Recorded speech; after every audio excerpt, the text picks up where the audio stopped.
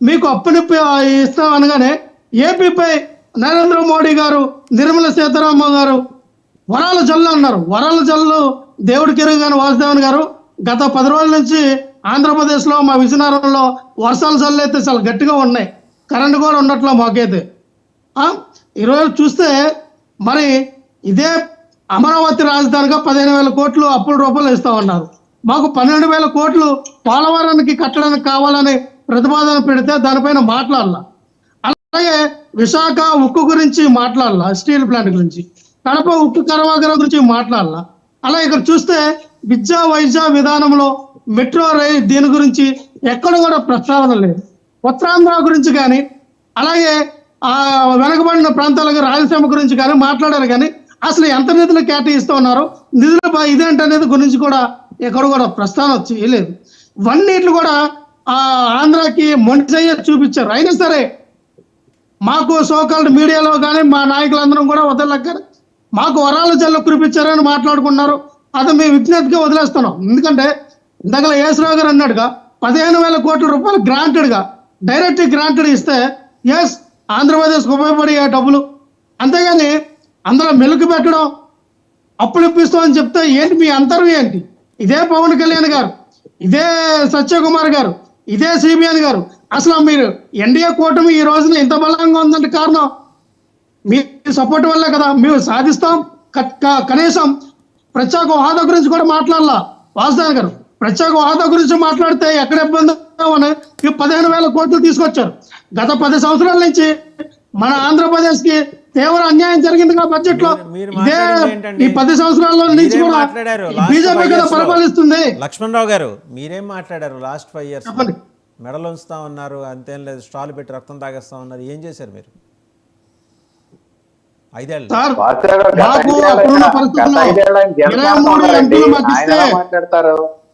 రామకుమ్మ గారు ఒక్క నిమిషం ఆగండి సార్, ఒక్క నిమిషం ఆగండి. మీ టైం మీరు మాట్లాడారు కదా.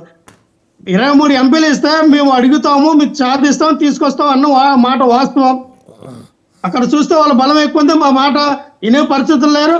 కొన్ని బిల్లులకి మీరు ఎలాగో సపోర్ట్ చేశారని వాళ్ళు అంటా ఉన్నారు. మన రాష్ట్ర ప్రయోజనాల కోసం వాళ్ళతో మనం ఎందుకు విరోధం పెట్టుకోవాలని అప్పుడు ఆయా బిల్లులకి మేము సపోర్ట్ చేయడం జరిగింది. ఇప్పుడు వీళ్ళు ఉన్నారు కదా, బిల్లు సపోర్ట్ చేయడం మానమని చెప్పండి. ఇదే జనసేన చంద్రబాబు నాయుడు గారిని ఎన్డీఏ కూటమి ప్రవేశపెట్టిన బిల్లులకి అలా ఆమోదం తెలపకుండా ఆపమని చెప్పండి.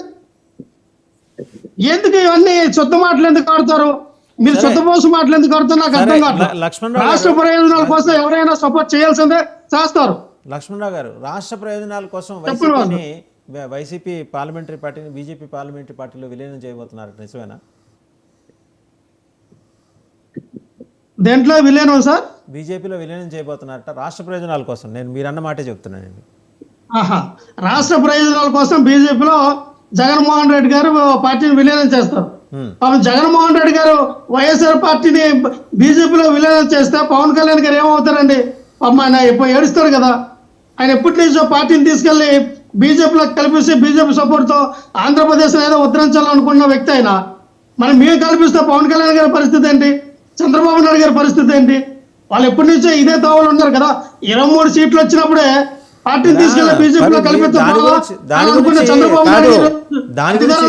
దాని గురించి మీరు ఎందుకు వరి అవుతారు? విలీనం అయిపోయిన తర్వాత మీకేం ఐడెంటిటీ ఉండదు. ఇంకా మీరు కూడా కమలం గుర్తుతో తిరుగుతారు. సో అందువల్ల మీకేదో ఐడెంటిటీ ఉంటుందని ఎందుకు అనుకున్నారు? ఇంతకుముందు కూడా ఉందని నేనైతే అనుకోలేదు. ఇక ఏంటంటే అఫీషియలైజ్ అయిపోతున్నారు. వాసుదేవన్ గారు ఇవన్నీ మాట్లాడుకోవడానికి బాగా ఉంటాయి. విలీనం ఏమి ఉండదు. జగన్మోహన్ రెడ్డి గారి యొక్క పోరాటం ఎలా ఉందో మనం మన అసెంబ్లీకి వెళ్ళినప్పుడు చూసాం. అసలు ఢిల్లీ గుర్తుపెట్టుకో కాదండి, ఢిల్లీ వెళ్ళింది మాట్లాడతావదు అనే డైలాగు ఒక ఫైర్ మాకు కనబడింది అక్కడ. చెప్పండి. రైట్, ఢిల్లీ వెళ్ళిందే ఈ ధర్నా అయిపోయిన తర్వాత పార్టీని విలీనం చేస్తామని చెప్పడం కోసం కదా, నిజమేనా సార్? వాసుదేవ్ గారు పార్టీ ఎందుకు అంత అవసరం వచ్చింది? జగన్మోహన్ రెడ్డి గారికి మా పార్టీని విలీనం చేసేంత అవసరమే వచ్చింది. ఈ రోజున దేశంలో 5వ అతిపెద్ద పార్టీగా ఉన్నాము. రాష్ట్రంలో చూస్తే మొన్న వినుకొండకి వెళ్ళినప్పుడు చూశారు కదా మీరు.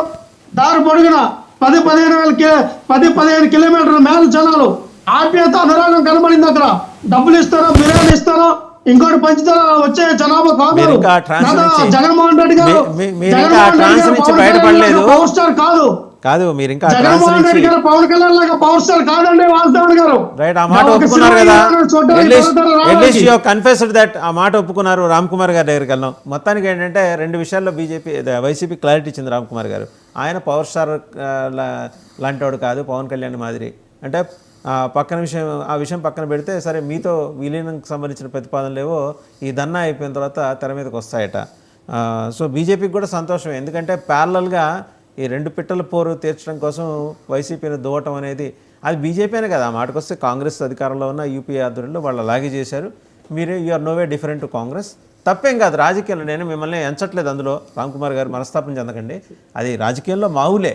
సో తప్పనిసరిగా ఏంటంటే ఎక్కడైనా తెలుగుదేశం ఒకవేళ తోక జాడిస్తే ఆల్టర్నేటివ్గా జనాల్ని పెట్టుకోవడం కోసం బీజేపీ ప్రయత్నాలు చేస్తోందని చెప్పేసి ఒక వర్షన్ నేషనల్ మీడియా రాస్తోంది. మీకు ఒక్క ఎమ్మెల్యే ఉంటే చాలు కదా, మీరు చీఫ్ మినిస్టర్ అయిపోతారు ఏ రాష్ట్రంలో అయినా. అలాంటిది ఇంతమంది ఎంపీలు, ఒక 11 మంది ఎమ్మెల్యేలు ఉన్నప్పుడు ఏదైనా జరగచ్చు. ఏమంటారు రామ్ కుమార్ గారు?